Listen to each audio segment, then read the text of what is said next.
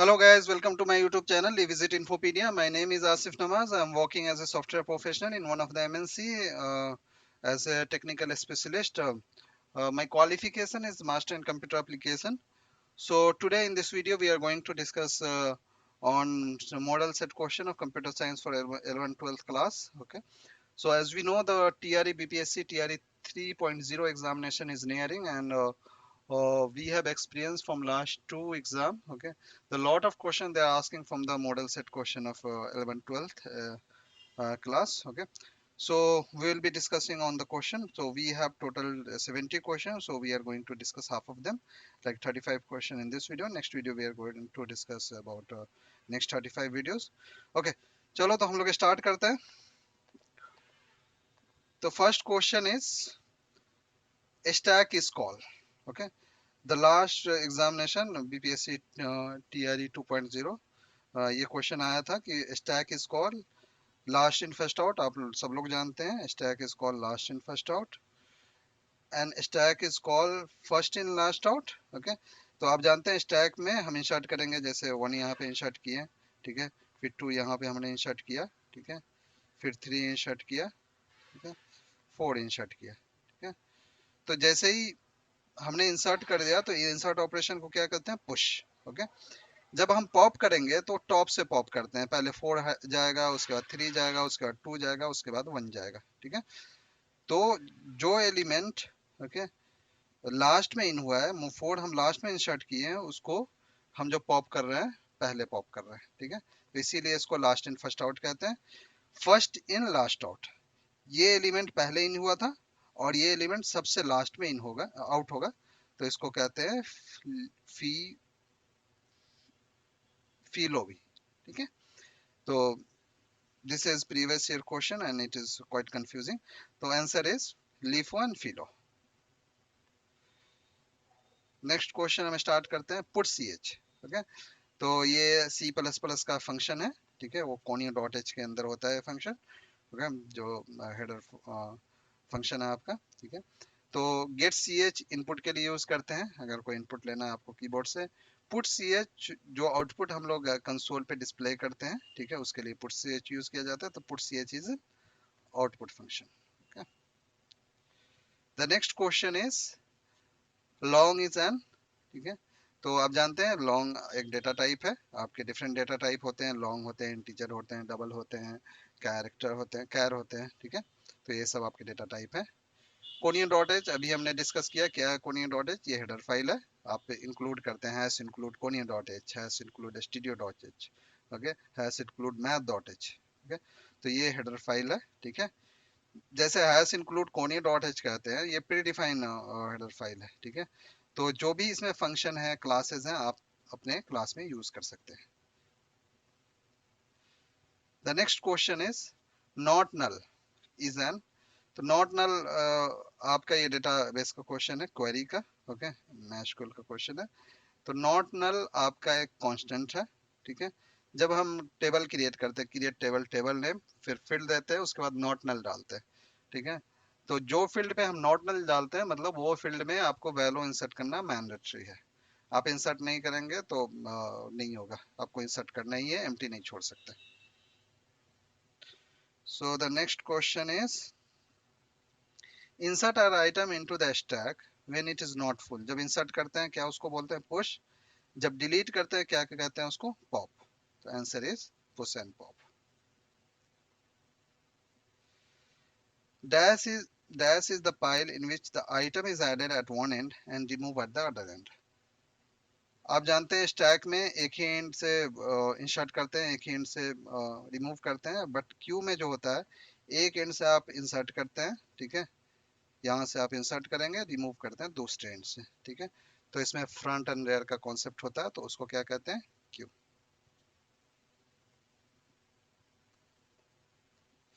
Removing redundancy from database. जो redundancy हम remove करते हैं टेबल से, उसको कहते हैं नॉर्मलाइजेशन. ओके, डिफरेंट नॉर्मलाइजेशन होता है, first normal form, second normal form, आप इसको पढ़ लें. तो removing redundancy from database is normalization. तो रिडंडेंसी रिमूव कर रहे हैं मतलब एलिमिनेट कर रहे हैं, तो उसको एलिमिनेशन भी बोल सकते हैं, ठीक है. Which one is non procedural language? Okay, इसमें से कौन सा नॉन प्रोसीजरल लैंग्वेज है? वो है सी। बहुत आसान क्वेश्चन है। The term that means the ability to take any form. Okay, तो बोलते हैं ना कि one things has many form, that is called polymorphism. Okay, क्यों पॉलीमॉर्फिज्म के मेनी फॉर्म होते हैं? पॉलीमॉर्फिज्म दो टाइप के होते हैं आपके। ओके, कंपाइल टाइम एक होता है, ओके, एक रन टाइम होता है। ठीक है, तो कंपाइल टाइम में क्या आते हैं? आपके आते हैं फंक्शन ओवरलोडिंग, मेथड ओवरलोडिंग जिसको बोलते हैं।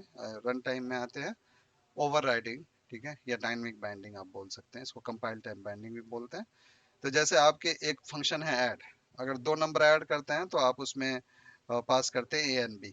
फिर दूसरा फंक्शन आप क्रिएट करते हैं ऐड, उसमें आप आर्गुमेंट पास करते हैं ए बी सी, मतलब वो तीन नंबर ऐड करेगा। ठीक है, या फिर डेटा टाइप चेंज करते हैं, इंट ए डालते हैं वहाँ पे फ्लोट ए बी डालते हैं। फंक्शन एक है बट वो मल्टीपल ऑपरेशन परफॉर्म कर रहा है। एक फंक्शन एक दो नंबर को ऐड कर रहा है, दूसरा फंक्शन तीन नंबर को ऐड कर रहा है, तो इसीलिए इसको पॉलीमॉर्फिज्म कहते हैं। Logical addition is done by operator. तो लॉजिकल एडिशन जो किया जाता है, ठीक है, तो वो किया जाता है और के द्वारा। ठीक है, एडिशन और के द्वारा होता है। ठीक है, मल्टीप्लिकेशन आप बोलो, ठीक है, तो वो एंड से होता है। ठीक है,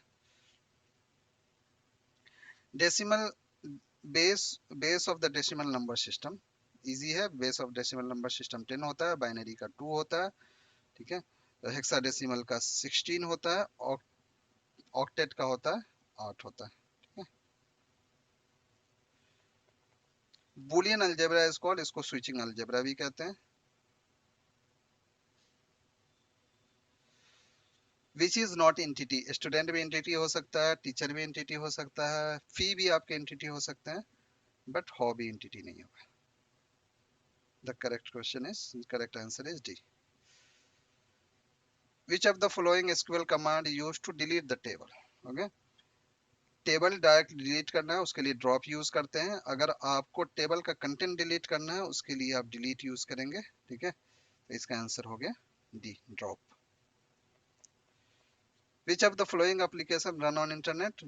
जो इंटरनेट पे रन करता है, तो ये टैली आपका स्टैंड अलोन एप्लीकेशन होता है, ये बिना इंटरनेट के रन कर सकता है। एक्सेल भी बिना इंटरनेट के रन कर सकता है, तो ये इसका आंसर नहीं है, ये भी आंसर नहीं है इसका।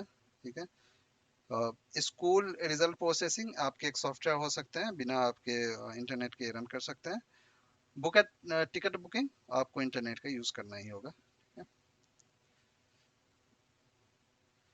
IP stand for, okay, IP stand for is internet protocol. Okay, protocol कुछ नहीं होता है, सेट ऑफ रूल्स होते हैं, बहुत सारे डिफरेंट प्रोटोकॉल होते हैं।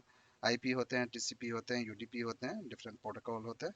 तो IP is called internet protocol. Computer network is interconnection, ये होता है, शेयरिंग भी होता है, file sharing, data sharing, communication भी होता है। तो इसका आंसर हो जाएगा all of the above. Main, ये आप देख सकते हैं, ये ओपन है क्लोज है, तो ये फंक्शन होगा। ठीक है, तो मेन इज द फंक्शन।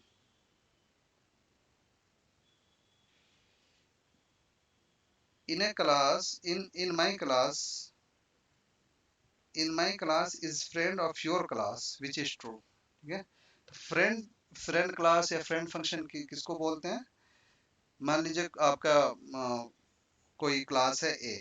ठीक है, ए में कुछ आपके प्राइवेट मेंबर हैं, कुछ आपके पब्लिक मेंबर हैं, कोई प्राइवेट फंक्शन है, ठीक है, कोई पब्लिक फंक्शन है। ठीक है, तो जो पब्लिक फंक्शन है उसको तो हम एक्सेस कर सकते हैं। ठीक है, बट जो प्राइवेट फंक्शन है उसको सिर्फ क्लास ही एक्सेस कर सकता है। ठीक है, थ्रू द ऑब्जेक्ट की, ऑब्जेक्ट क्रिएट करके हम इसको एक्सेस कर सकते हैं। आउटसाइड द क्लास अगर इसको एक्सेस करना चाहें तो हम लोग नहीं कर सकते हैं। अगर क्लास के अलावा और कोई एक्सेस करना चाहे तो नहीं कर सकते। तो अगर आपका दूसरा क्लास है बी, ठीक है, तो बी अगर चाहता है कि जो ए क्लास का जो प्राइवेट मेंबर फंक्शन है या प्रोटेक्टेड मेंबर फंक्शन है उसको हम एक्सेस कर लें, तो बी जो है ना ए का फ्रेंड बनेगा। ठीक है, मतलब ए अलाउ करेगा कि मेरा प्राइवेट डेटा मेंबर फंक्शन सिर्फ बी एक्सेस कर सके और कोई नहीं एक्सेस कर सके। ठीक है, इसी को हम कहते हैं फ्रेंड क्लास। ओके, जब फंक्शन एक्सेस करना होता है तो फ्रेंड फंक्शन बोलते हैं। ठीक है, तो इसका my class is the friend of your class which is true.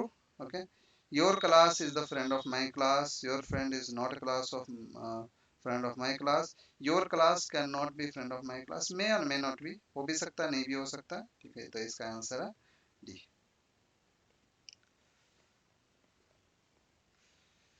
A class may not have a friend.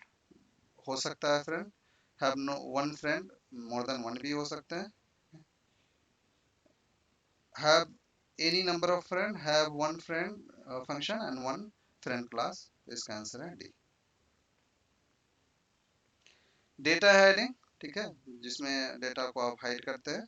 तो कैसे डेटा हेडिंग करते हैं अभी डिस्कस की. जो प्राइवेट मेंबर ऑफ फंक्शन है उसको आउटसाइड क्लास एक्सेस नहीं कर सकते हैं. ठीक है, तो प्राइवेट क्लास मेंबर के थ्रू हम डेटा हाइड करते हैं. विच ऑफ द फॉलोइंग ऑपरेशन में बी ओवरलोडेड.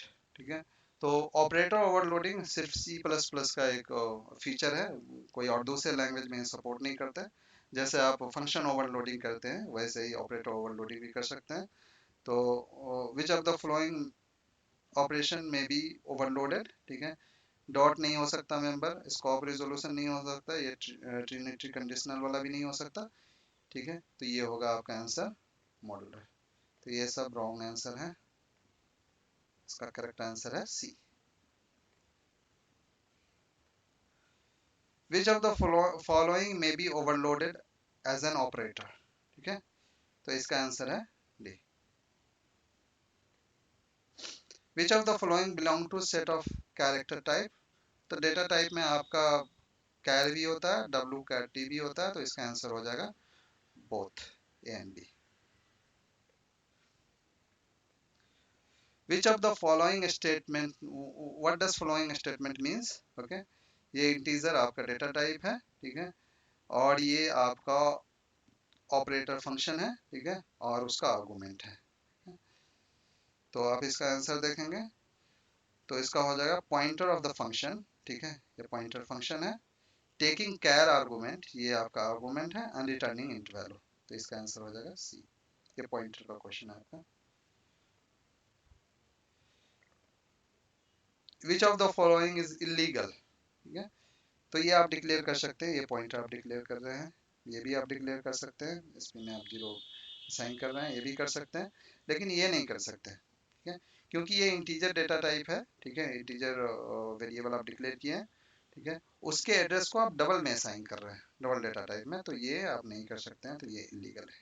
तो इसका करेक्ट आंसर है D. Which constant, the constant are also called. ठीक है, उसको लिटरल बोलते हैं.